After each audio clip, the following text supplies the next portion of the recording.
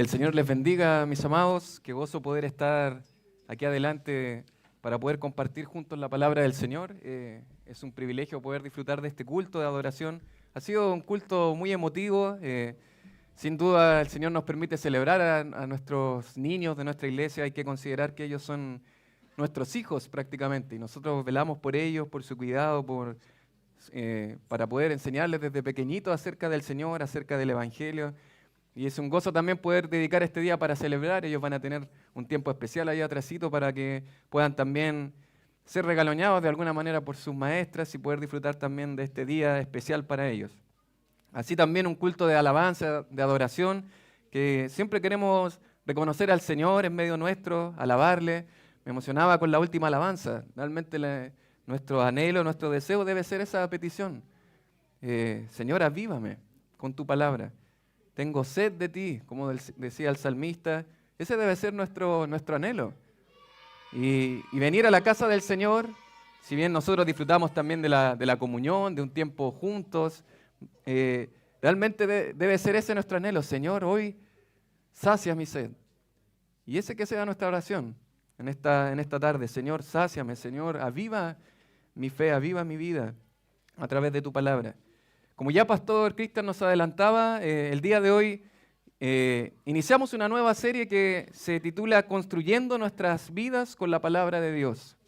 Esta es una serie en la cual vamos a dedicar varias semanas, unas 16 semanas a estudiar este libro, que es un libro del Antiguo Testamento. Hemos ya terminado un estudio que hicimos hace un tiempo atrás de las 3 cartas de Juan en el Nuevo Testamento, y ahora vamos a estudiar un libro del Antiguo Testamento que es el libro de Nehemías, construyendo nuestras vidas con la palabra de Dios. Esa es la serie que vamos a comenzar. Y quiero invitarle, mis amados, a que podamos orar al Señor, podamos encomendar este tiempo a Él, suplicar, implorar su ayuda para que el Señor nos esté hablando a través de su palabra, que el Señor me use a mí también para poder ministrarles a través de la palabra del Señor, pero que el Señor también obre en sus vidas y en sus corazones para poder escuchar de ella. Así que oramos al Señor.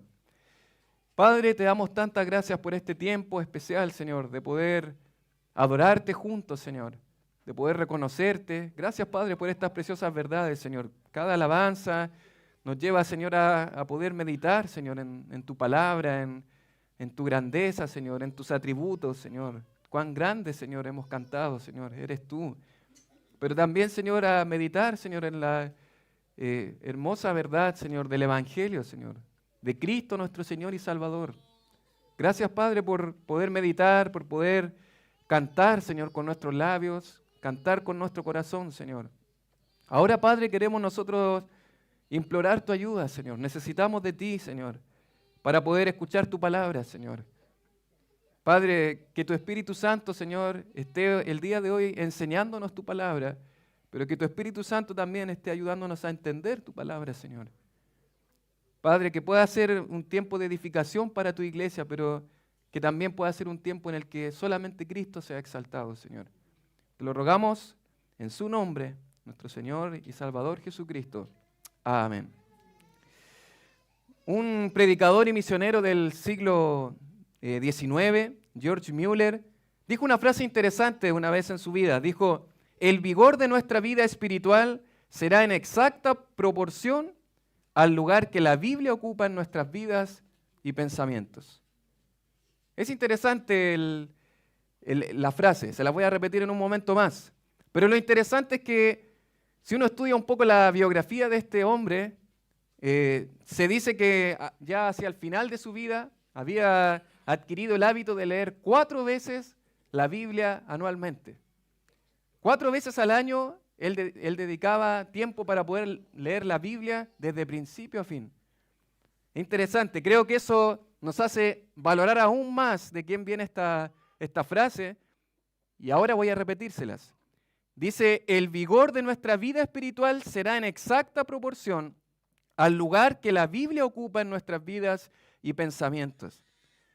De manera que, si lo podríamos decir poéticamente, podríamos traducir esta frase: dime qué lugar ocupa la palabra de Dios en tu vida y te diré qué clase de creyente eres. ¿Sí? Dime qué lugar ocupa la palabra de Dios en tu vida, la Biblia, la palabra del Señor, ¿Qué lugar ocupa en tu vida? Y de esa manera yo te podré decir qué clase de creyente, qué clase de cristiano eres.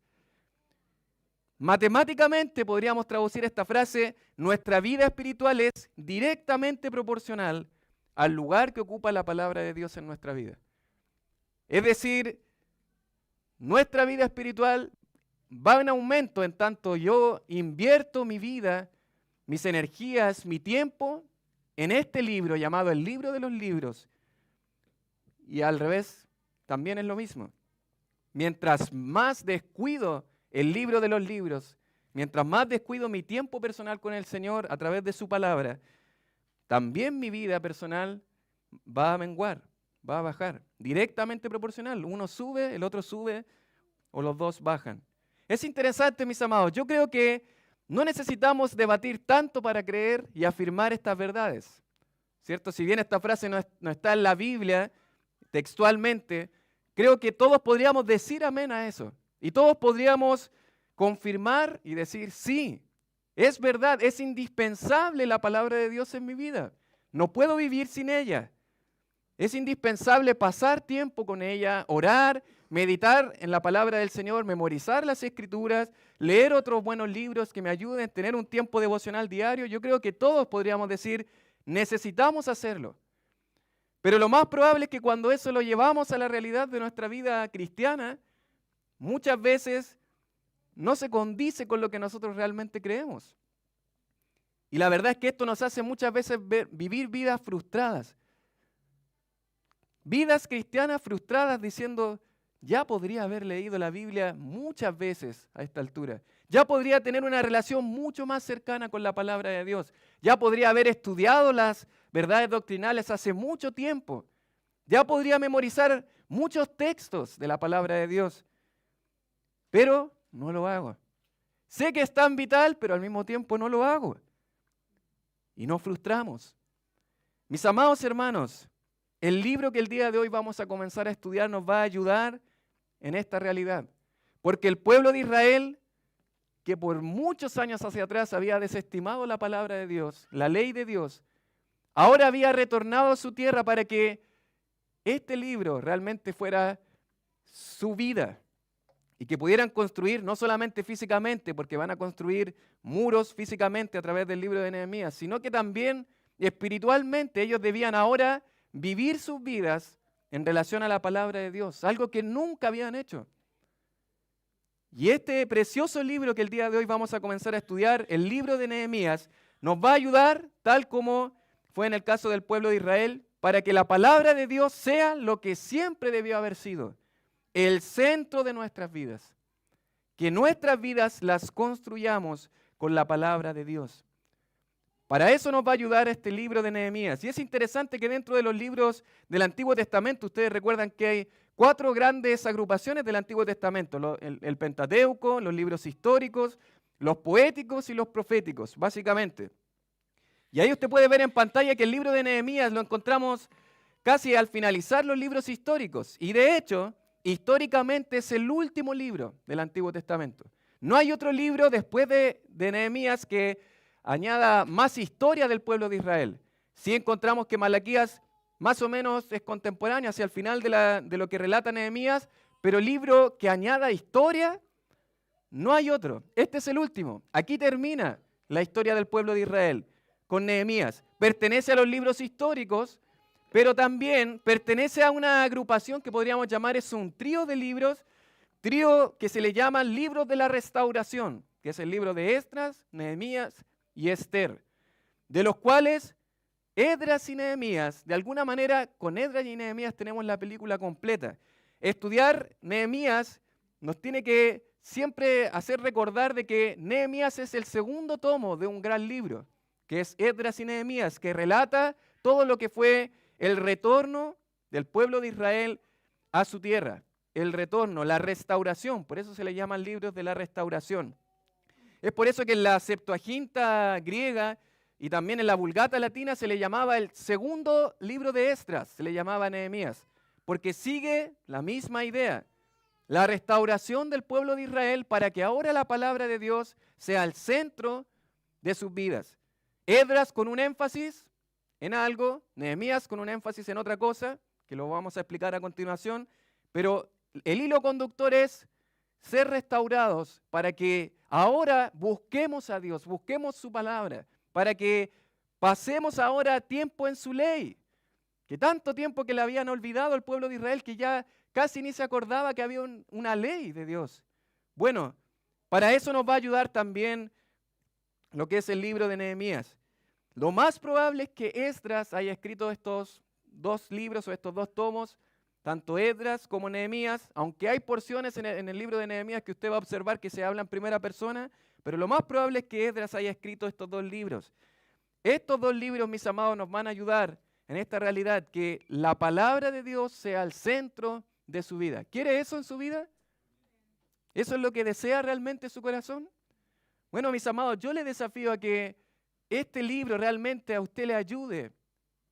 Ya lo he leído varias veces, ya lo he estudiado y sigo estudiándolo, pero realmente es impresionante. Es impresionante ver a un pueblo que está volviendo a las ruinas de lo que fue Jerusalén y que ahora necesitaba que la palabra de Dios volviera a ser el centro de sus vidas. El lugar que merece, el lugar que siempre debió haber ocupado la palabra de Dios. Hoy estudiaremos, mis amados, una introducción al libro de Nehemías. Para poder orientarnos, para poder contextualizar este libro, necesitamos observar esos primeros 3 versos en Nehemías. Y eso es lo que vamos a considerar que nos van a ayudar a introducirnos al libro de Nehemías. Nehemías capítulo 1, versos del 1 al 3. Le invito a abrir su Biblia. Probablemente este, que es el primer domingo, le va a costar un poco encontrarlo, pero ya se va a ir habituando y ya cada semana le va a ser un poquito más fácil encontrar el libro de Nehemías. Después del libro de Esdras, antes del libro de Esther, está ahí Nehemías, capítulo 1, versos del 1 al 3, y vamos a dar lectura a esta porción de la palabra del Señor. Nehemías, capítulo 1, versos del 1 al 3. Dice, palabras de Nehemías, hijo de Acalías. Aconteció en el mes de Quisleu, en el año 20, estando yo en Susa, capital del reino, que vino Anani, uno de mis hermanos, con algunos varones de Judá, y les pregunté por los judíos que habían escapado, que habían quedado de la cautividad, y por Jerusalén. Y me dijeron, el remanente, los que quedaron de la cautividad allí en la provincia, están en gran mal y afrenta, y el muro de Jerusalén derribado, y sus puertas quemadas a fuego. Ese es el texto que vamos a considerar el día de hoy, que de alguna manera nos introduce al libro de Nehemías. Vamos a considerar en este texto 2 claves del libro de Nehemías para que ahora nosotros podamos entender un poco de qué es lo que se está hablando. ¿Sí? Un poco lo que vamos a hacer hoy es preparar el camino para que desde la próxima semana también podamos entender un poco más el libro de Nehemías, de qué es lo que se trata este libro, y así poder ir estudiando verso a verso, porción tras porción, juntos en cada semana este precioso libro. 2 claves del libro de Nehemías, ahí en el capítulo 1, versos del 1 al 3, en estos primeros versos. 2 claves. Primera clave que observamos en este texto es el sujeto clave del libro. El sujeto clave del libro. Y eso lo observamos en la primera parte del verso 1. Dice así, palabras de Nehemías, hijo de Acalías. Palabras de Nehemías, hijo de Acalías. Este es el sujeto clave del libro. A pesar de que Esdras probablemente haya escrito este libro, Nehemías es el sujeto clave de este libro. Él es, podríamos llamarlo el protagonista de los sucesos que van ocurriendo. Pero ¿quién fue Nehemías? ¿Quién habrá sido este hombre? La verdad es que en esa porción que tenemos ahí, lo único que podemos saber de Nehemías es el significado de su nombre. Porque su padre, que nos podría indicar algo acerca de Nehemías, no aparece en otra parte de la Biblia, no nos entrega mucha información. Pero sí, el significado de Nehemías nos dice Jehová consuela. Es lo único que sabemos de esa línea. Que el significado de Nehemías significa Jehová consuela y que su padre se llama Acalías.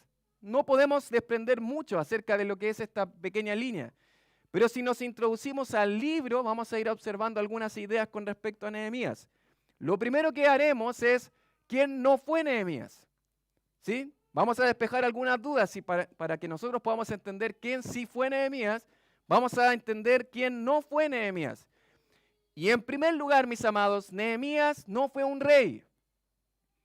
aunque lo vemos liderando, aunque vemos que es un ejemplo de liderazgo bíblico, de hecho muchos libros cristianos se han escrito basándose en lo que fue el liderazgo de Nehemías. Es alguien que va a estar liderando, pero no es un rey, ¿sí? Para ser un rey, él debe pertenecer, ¿verdad?, a un linaje real.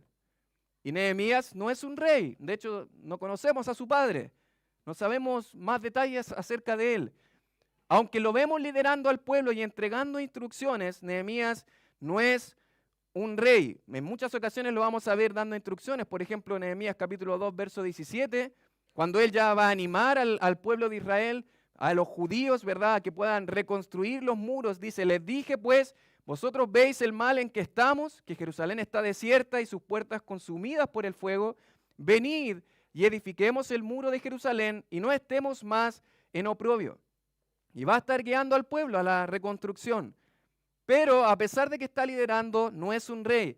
A diferencia de Zorobabel, del cual vamos a hablar un poquito más adelante, que es un personaje central también dentro de la restauración, Zorobabel sí tiene linaje real.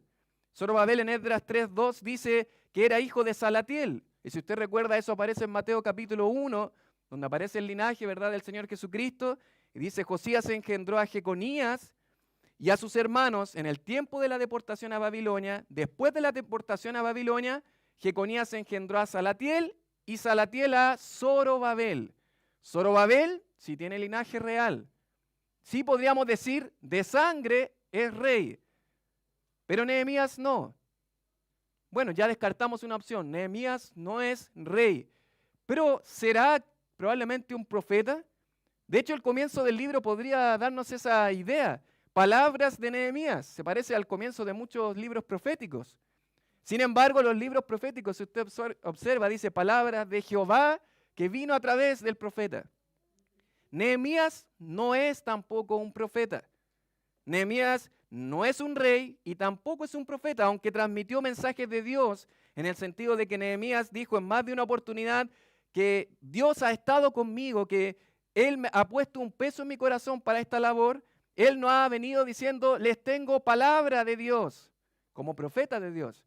No, Nehemías no es un profeta. No es un rey, no es un profeta, pero tampoco es un sacerdote. Y estamos hablando de los oficios más importantes que nosotros observamos en las Escrituras.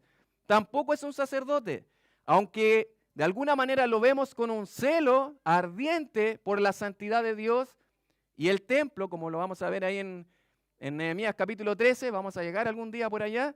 Cuando lleguemos allá al capítulo 13 vamos a ver que Nehemías se va a devolver porque están pasando cosas ahí en el templo. Y vamos a ver que él va a decir eso, ¿por qué está la casa de Dios abandonada? Y los reuní y les puse en sus puestos. Pero a pesar de que lo vemos con este celo por la santidad de la casa de Dios, por el sacerdocio, el servicio, él no es un sacerdote. Eso es lo que dice un autor que se llama Raymond Brown. En su comentario acerca del libro de Nehemías dice lo siguiente: Nehemías no era rey, pero su actitud y sus palabras recordaban las grandes empresas acometidas en el pasado como un gran reino. Agrega él, tampoco era profeta, pero tanto en dicho como en hecho evocaba lo más granado de ellos. Y a pesar de no pertenecer a la casta de los sacerdotes, apoya su causa y da muestras de poseer los rasgos característicos en el diario vivir. Termina él diciendo, como figura emblemática, les lleva a pensar que los días de gloria y esplendor, como el pueblo de Israel, no tenían por qué ser cosa del pasado. Es interesante.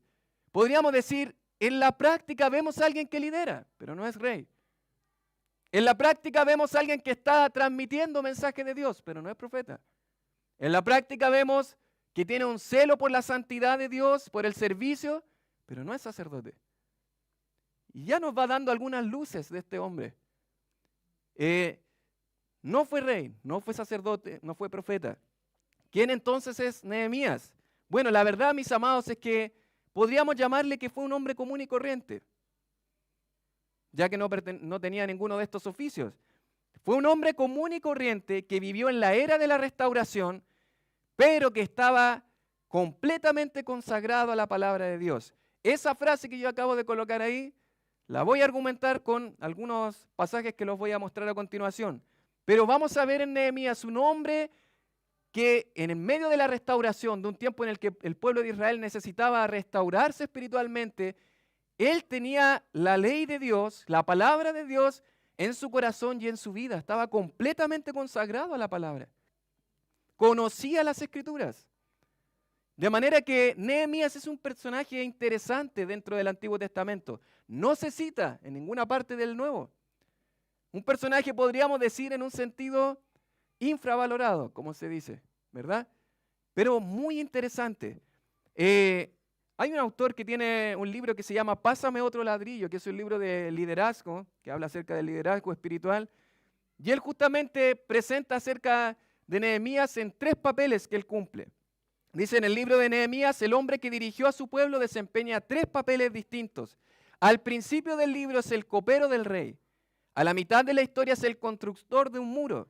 Y en la tercera parte del libro es el gobernador de la ciudad y de las áreas adyacentes a Jerusalén. Bueno, eso básicamente es Nehemías. Nehemías es un hombre consagrado a la palabra de Dios, que no es rey, no es profeta, no es sacerdote, pero que sí lo vamos a ver cumpliendo 3 papeles. Un copero que se convierte en constructor y un constructor que se convierte en gobernador. Básicamente esa es la idea. Fue el copero del rey Artajerjes, rey de los persas. Estamos hablando de Artajerjes, estamos hablando de el rey del imperio más poderoso de aquel entonces. De manera que este hombre vivía al lado de la figura más importante de aquel entonces. Pero ¿quién es un copero? ¿Qué hace un copero? Bueno, dice la Escritura en el capítulo 1, verso 11, va a terminar la última línea, si usted lo observa ahí en su Biblia, porque yo servía de copero al rey. Y vamos a observar que el capítulo 2, verso 1 dice, sucedió en el mes de Nisán, en el año 20 del rey Artajerjes, que estando ya él vino delante de él, tomé el vino y lo serví. Esto nos va dando luces de lo que hacía un poco Nehemías. ¿De qué se trata esto de ser copero? Podríamos tal vez compararlo en nuestro presente casi como un lavaplatos. Eso es como la única imagen que se nos viene a la mente. Un lavaplatos, un mesonero, pero es mucho más que eso un copero. El copero en realidad es interesante porque el copero era una de las personas de mayor confianza que podía tener un rey. Porque la función principal de un copero era probar el vino y la comida antes de servírselo a este monarca. Su función era probar el vino y probar la comida antes de que el rey la comiera. ¿Con qué propósito? Obviamente para que aquellos que atentaban contra la vida del rey, ¿verdad?, no lograran su cometido, ¿verdad?, y que el rey no falleciera. Y le hago una pregunta, usted, si supiera que su vida depende de ello, ¿le daría este puesto a una persona que probablemente no conoce mucho, que no es de tanta confianza? No, ¿verdad? De esa manera, mis amados, Nehemías era probablemente uno de los hombres de mayor confianza del rey Artajerjes. Se llegaba a comparar antiguamente la confianza que tenía el copero con el rey, con la esposa real y el rey. Porque era tal la confianza que tenía, tal la intimidad, la relación íntima que tenían, que él casi se volvía un consejero del rey. Muchas personas incluso que querían aspirar a grandes posiciones y querían llegar a servir al palacio, trataban de alguna manera de decirle al copero, habla de mí. No, yo soy bueno, dile. ¿Por qué? Porque sabían que el copero era una persona de tanta influencia hacia el rey para que ellos pudiesen acceder ahora a estos puestos importantes dentro de lo que era el palacio real.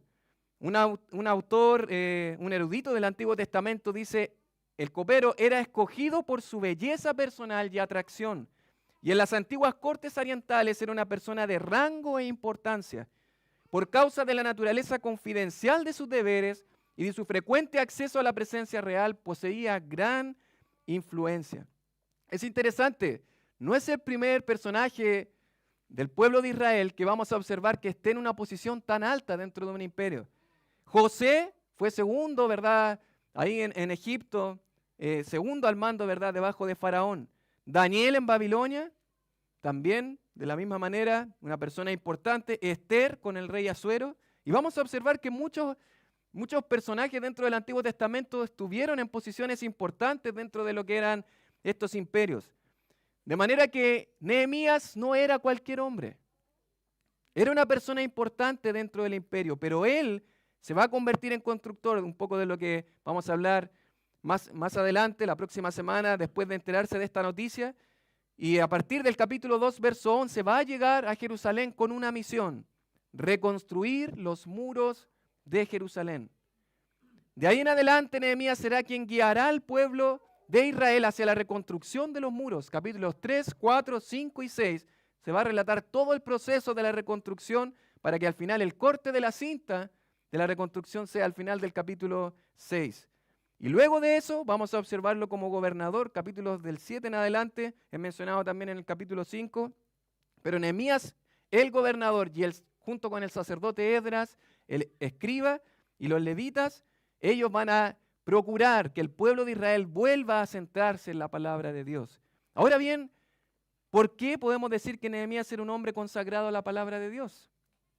Bueno, es porque en cada cosa que observamos dentro del libro de Nehemías, vamos a observar que las escrituras habían formado el corazón y la vida de Nehemías.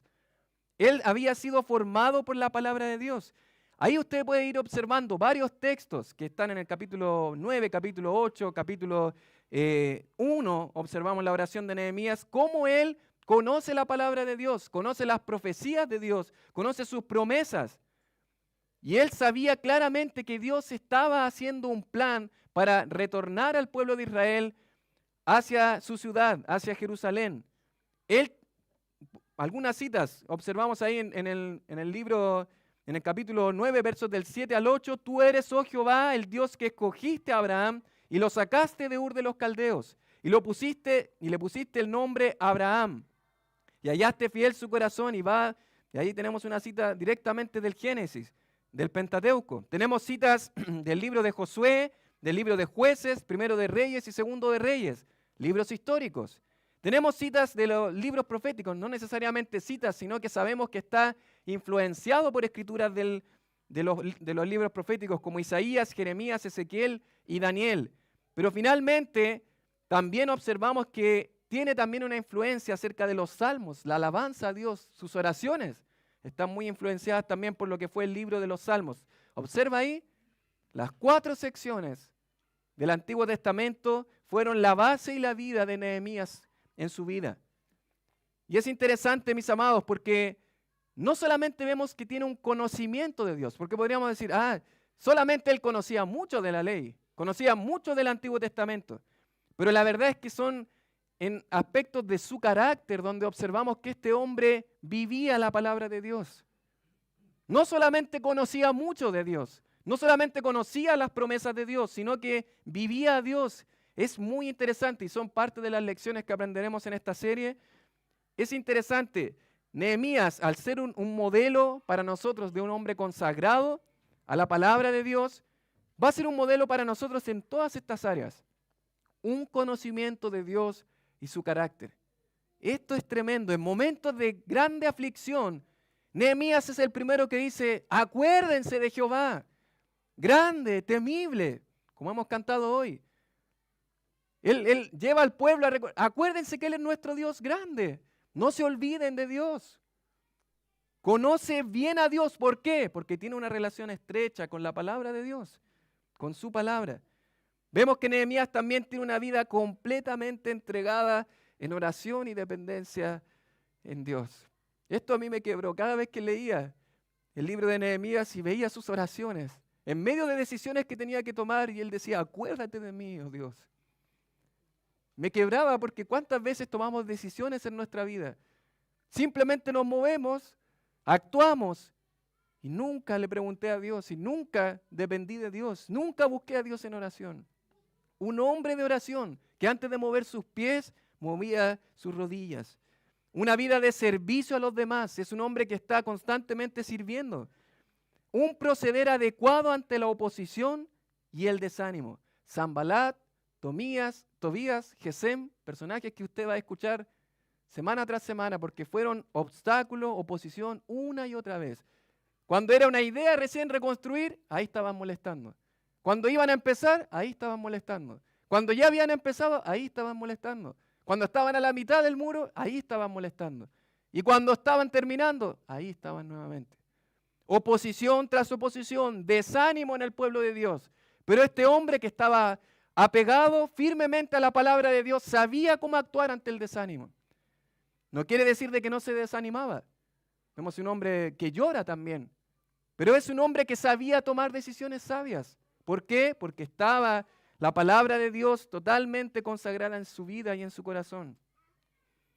También observamos una instrucción apropiada y sabia en el manejo del dinero, como lo vamos a ver en el capítulo 5. Obviamente, cercanía a la palabra de Dios, estar cerca de Él, me va a también dar sabiduría para poder actuar en el aspecto financiero. Y finalmente, un siervo que anima a otros a servir y trabajar en unidad. Casi se le llama a él un líder completamente animado. Todo el tiempo animando. Vamos, construyamos. Vamos adelante. ¿Cómo alguien puede estar así con ese ánimo? Bueno, es porque él tiene un compromiso firme con la palabra de Dios. Ahí está el secreto. Un hombre que vive a Dios porque ha tenido cercanía con su palabra. Mis amados hermanos, vamos a tener tanto que aprender de este personaje, el sujeto clave del libro, Nehemías, un hombre consagrado a la palabra de Dios, el copero que se vuelve constructor, el constructor que se vuelve gobernador, un hombre que está completamente consagrado a la palabra. ¿Qué tal nosotros? ¿Cuál es nuestra relación con la palabra de Dios? ¿Cuánto conocemos la palabra de Dios y cómo actuamos en estas áreas? Porque a veces a la primera situación difícil, no, ya, todo terrible y nos hundimos en el suelo. Nos desanimamos, dejamos de servir, tomamos malas decisiones económicas, financieras o probablemente estamos viviendo una vida de oración casi nula. ¿Por qué? Porque la palabra de Dios no ocupa el lugar que debe ocupar. Porque no es el centro de nuestra vida. ¿Qué tal nuestra relación con la palabra? ¿Podríamos nosotros considerarnos hombres consagrados a la palabra de Dios como lo fue Nehemías? Bueno, mis amados, yo quiero animarle para que este libro nos ayude en esta área. En segundo lugar, no solamente podemos observar en este texto el sujeto, sino también podemos observar el suceso clave del libro. No solamente el sujeto clave del libro, sino también cuál es el suceso clave. De alguna manera de donde se desprenden todos los eventos de este libro. Y esto lo vamos a observar ahí, donde dice Nehemías, comenzando este libro, aconteció, da un poquito de contexto, en el mes de Quisleu, según Zacarías capítulo 7, verso 1, dice que era el mes noveno, el mes de Quisleu, el mes noveno del calendario hebreo. Y dice en el año 20, ¿año 20 de qué? Bueno, esta es la referencia del monarca, de aquel que gobernaba el imperio medo-persa, que en este caso era Artajerjes, que después en el capítulo 2, verso 1 lo va a decir nuevamente, ¿verdad? El año 20 de Artajerjes. Y dice, estando yo en Susa, capital del reino, aquí se va a presentar una situación. Dice Nehemías que vino Hanani, uno de mis hermanos, probablemente un hermano de sangre de Nehemías, un hermano, ¿verdad?, de carne, con algunos varones de Judá.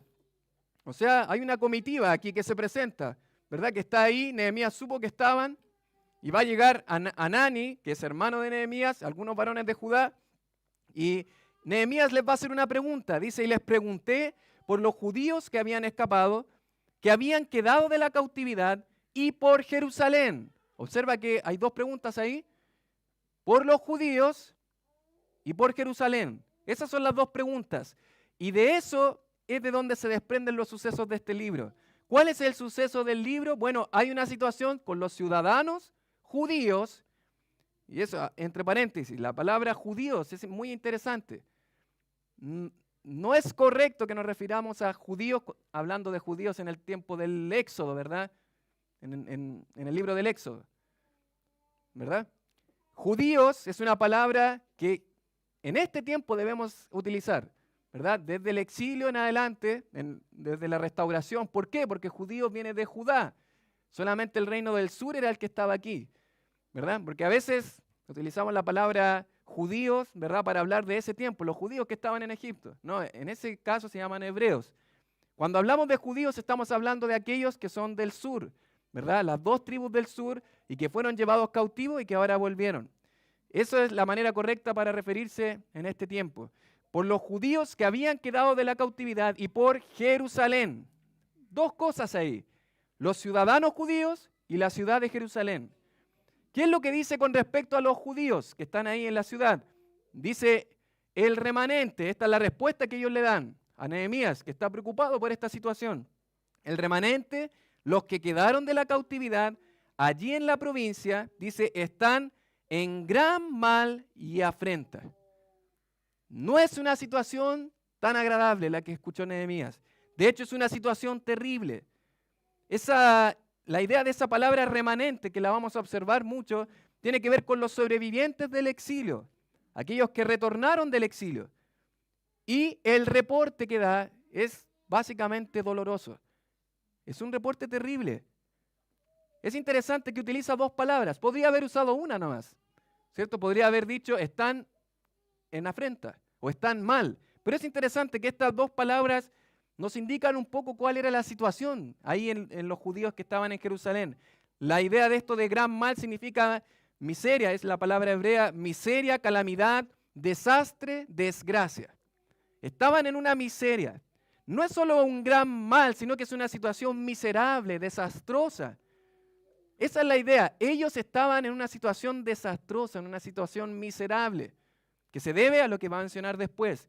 Pero la palabra afrenta es una palabra que habla de algo agudo, penetrante o cortante. ¿Se ha cortado alguna vez? ¿Se ha hecho daño alguna vez en su piel? ¿Algún corte que duele, punzante? Bueno, esa es la idea de esta palabra. La palabra afrenta tiene que ver con palabras que hacen daño. ¿Y por qué palabras que hacen daño? Bueno, porque habían personas, enemigos de Judá, que estaban alrededor, que se estaban burlando de Judá. La idea de esto es que las naciones vecinas estaban haciendo escarnio de Judá. Se estaban burlando. ¿Se imaginan la situación? Yo creo que tenemos que tratar de ir para allá, imaginarnos la situación.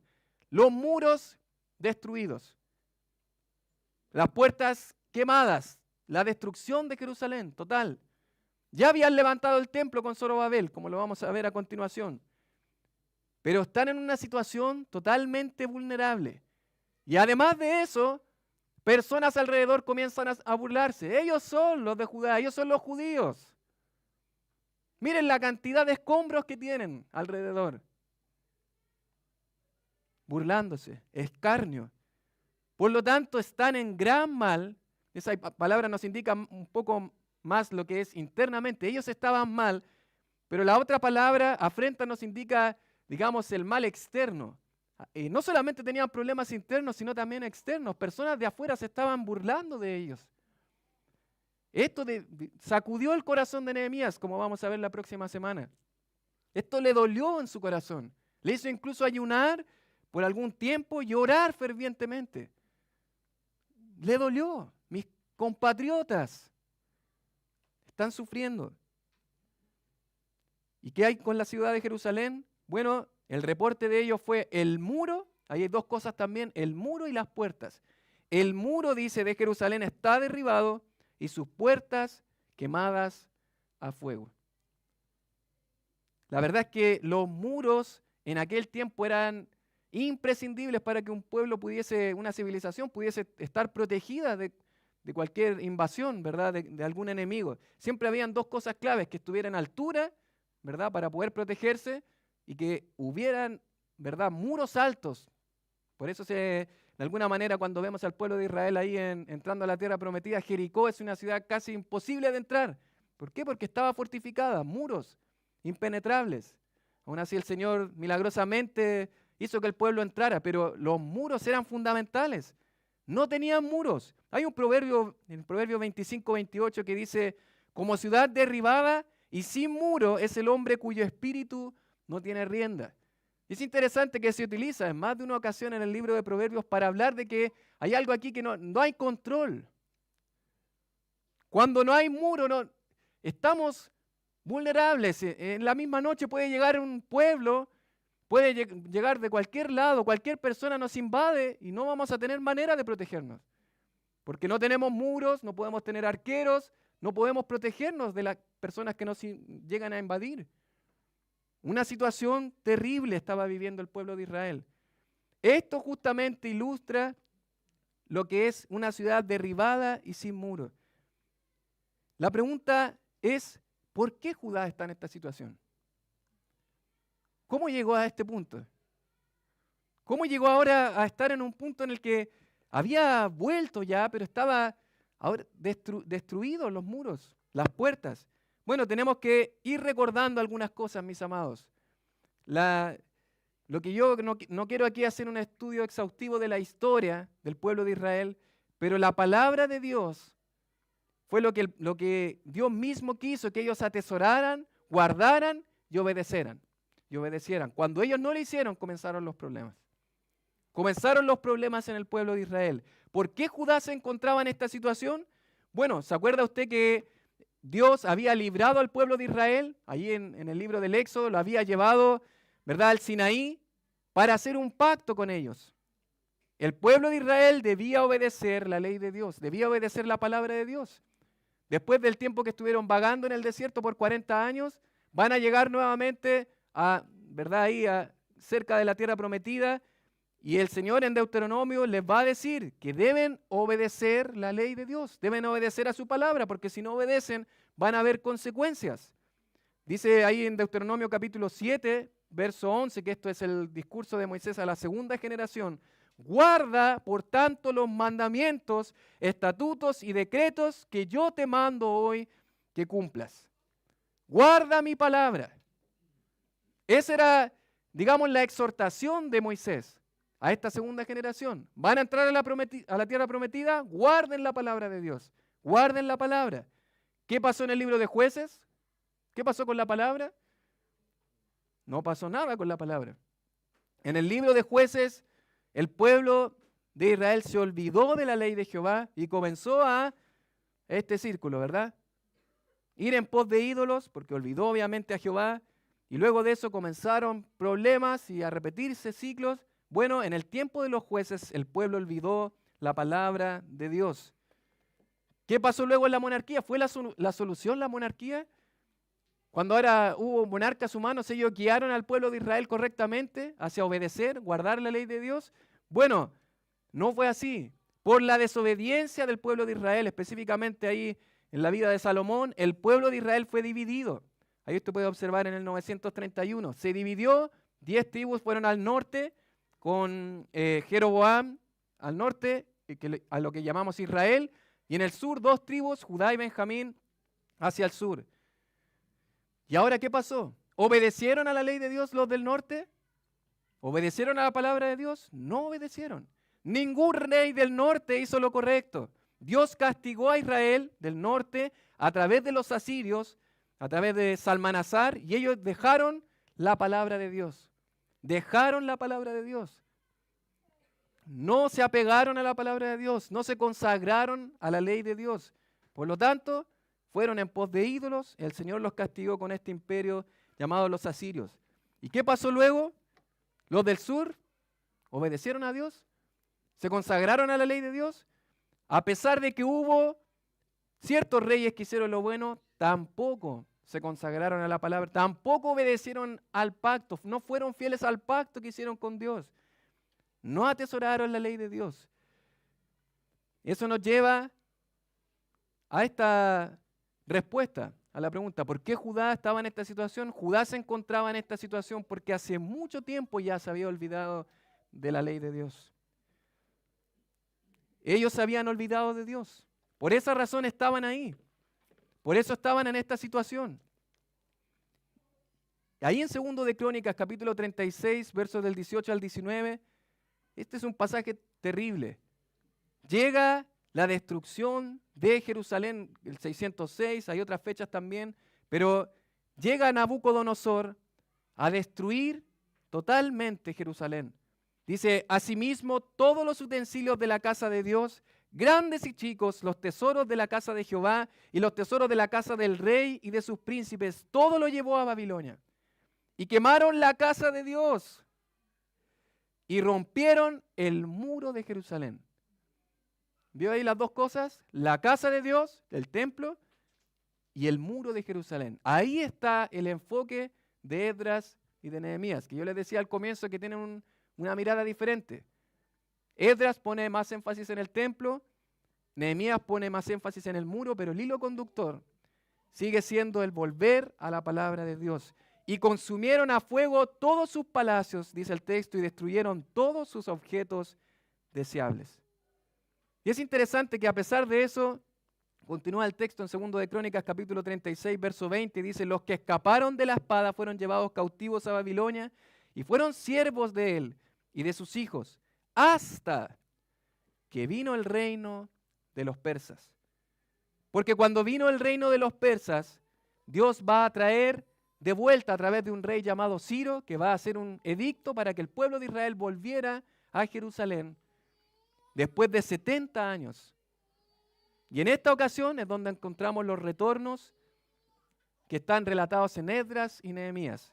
3 retornos después de los 70 años, después de que ellos ya habían sido castigados por Dios porque no obedecieron su palabra, ahora estaban retornando a Jerusalén. El primer retorno es con Zorobabel, que está relatado en el libro de Esdras. Tanto Zorobabel como Esdras están relatados en el libro de Esdras. Zorobabel reedifica el templo. Esdras vuelve la palabra de Dios al centro. Y Nehemías reedifica los muros. La palabra de Dios es enseñada. De manera, mis queridos hermanos, como usted puede ver ahí en pantalla, el templo es el enfoque del libro de Esdras, los muros son el enfoque del libro de Nehemías, pero el centro de estos dos libros, el centro de Esdras y Nehemías, es que el pueblo de Dios atesore, ame y aprecie la palabra de Dios que nunca había considerado antes. La palabra de Dios que desechó todos esos años. La palabra de Dios que le llevó a círculos en el libro de los jueces, que le llevó a la división del reino, que le llevó al cautiverio. Ahora debían atesorar la palabra. Pero la gran pregunta, mis amados, ¿habrá sido así? ¿Será que ahora, después del libro de Nehemías, el pueblo de Israel ahora sí atesoró la palabra? Ahora sí la palabra fue el centro de sus vidas. ¿Habrá sido efectivamente así? ¿Será un antes de Nehemías y un después de Nehemías? Es interesante. Podríamos pensar que sí, porque el pueblo de Israel sí va a escuchar la ley de Dios, sí va a escuchar la palabra, sí de alguna manera se va a emocionar, va a arrepentirse. Pero es interesante, antes de Nehemías, antes de Esdras y Nehemías, antes de estos libros, el pueblo de Israel despreció la palabra, desechó, se rebeló contra la palabra. Pero después de Nehemías van a venir los 400 años, ¿verdad?, de silencio que le llamamos, va a empezar los evangelios. ¿Qué pasa ahí? ¿Vemos a un pueblo de Israel que realmente atesore la palabra de Dios? En la sinagoga se crían leyendo la ley, memorizando, repitiendo. ¿Pero realmente la palabra de Dios es el centro de sus vidas? La verdad es que el pueblo de Israel después de Nehemías va a ir al otro extremo, pensando que por sus propios medios ahora podían obedecer la palabra de Dios. Por eso van a existir fariseos, saduceos en el tiempo del Nuevo Testamento. El camino del libertinaje, como fue anteriormente, no es el camino para obedecer la palabra de Dios, el rechazarlo. El camino tampoco de legalismo, de alguna manera intentar por nuestros propios medios ganar el favor de Dios, tampoco es el camino. Entonces, ¿cuál es la solución a esto? Bueno, va a sonar un tanto extraño lo que les voy a decir, pero la solución es la palabra de Dios. Pero no es la palabra escrita de Dios, sino la palabra encarnada de Dios. Es una persona, es nuestro Señor Jesucristo. Porque Él, la palabra de Dios, el verbo de Dios, fue el que vino a esta tierra. Para que ahora sí, el camino del desecho de la palabra de Dios no es el camino de tratar por mis propios medios de obedecer, tampoco es, sino que el camino, ¿quién es? Es Jesucristo. Él es el camino.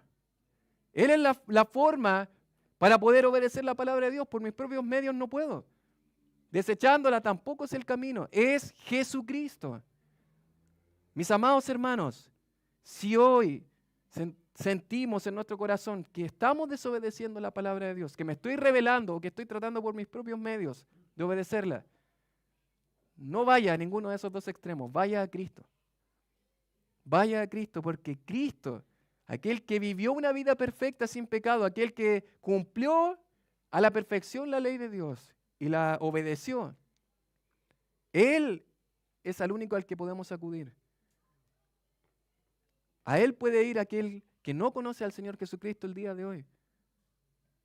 Si le cuesta ser bueno, comportarse bien, hacer cosas buenas, bueno, tiene razón, porque no puede.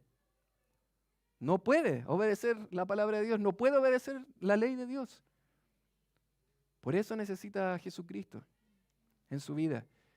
Y nosotros, aquellos que conocemos al Señor, puede ser que también nos estemos engañando, tratando por nuestros propios medios, sino acudir a Cristo, al Evangelio. Porque solamente a través de Él, yendo, confesando delante del Señor, rindiéndonos delante de Él como hemos cantado, es la única manera de que la palabra de Dios se vuelva al centro de nuestras vidas. Necesito de la palabra encarnada de Dios para obedecer la palabra escrita de Dios. Necesito a Jesucristo. Usted necesita a Jesucristo. Mis amados hermanos, el día de hoy nos estamos recién introduciendo a este libro.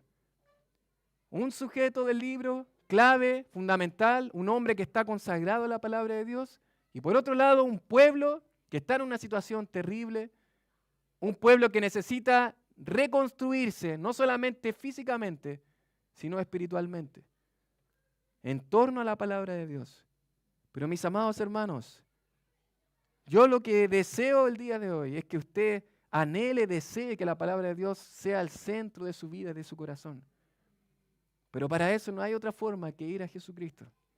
No hay otra forma que acudir a Él. Al considerar esta serie, mis amados, y este libro de Nehemías, observaremos a un hombre que estuvo completamente consagrado a la palabra de Dios. Esto le llevó a depender del Señor siempre y a actuar con sabiduría en su vida. ¿Cuál era la clave? Él amaba la palabra de Dios, amaba la ley de Dios. Había pasado tiempo con la palabra de Dios y por eso actuaba de esa forma. Oraba a Dios, servía con diligencia, guiaba al pueblo, sabía cómo reconocer un momento difícil, de dificultad y sabía actuar. Sabiduría. ¿Por qué? Porque estaba consagrado a la palabra de Dios. En segundo lugar, si bien observaremos un pueblo que se estará reconstruyendo físicamente, como va a ser la gran labor de Nehemías, reconstruir los muros en Jerusalén, también necesitan construir sus vidas con la palabra de Dios. En este nuevo comienzo en Jerusalén. Y eso es lo que nosotros también necesitamos, ¿o no? Por eso esta serie se llama así. Porque nosotros de alguna manera vamos a empezar a poner la mezcla, poner ladrillo tras ladrillo, para construir nuestras vidas sobre la palabra de Dios y con la palabra de Dios. Con la Escritura, con el libro de los libros. ¿Ha desestimado alguna vez este libro? ¿Ha pensado en alguna ocasión que quizás es un poco retrógrado, anticuado? Probablemente no lo decimos, pero a veces, con nuestro actuar, muchas veces desestimamos la palabra de Dios. Para atesorar y amar la palabra escrita de Dios, el camino no es rechazarla, como lo hizo el pueblo de Israel toda su vida antes de Esdras y Nehemías, pero tampoco es tratar de hacerlo con nuestras propias fuerzas, que fue lo que después de Esdras y Nehemías el pueblo de Israel hizo. El camino es ir a nuestro Señor Jesucristo. Sin la obra de Cristo, su sacrificio perfecto, es imposible hacerlo. Hoy necesitamos acudir a Él. Hoy podemos ir a nuestro Señor Jesucristo. ¿Se acuerda la frase de George Mueller al comienzo? El vigor de nuestra vida espiritual será en exacta proporción al lugar que la Biblia ocupa en nuestras vidas y pensamientos.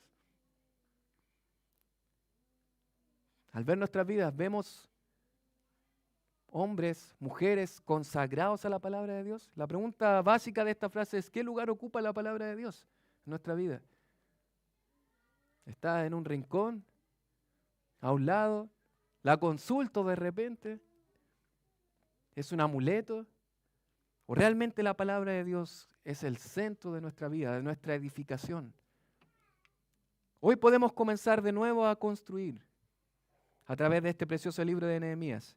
Hoy podemos construir nuestras vidas con la palabra de Dios. Les invito a orar juntos al Señor. Padre, te damos tantas gracias, Señor, por este precioso libro que reconocemos que es tu palabra, Señor.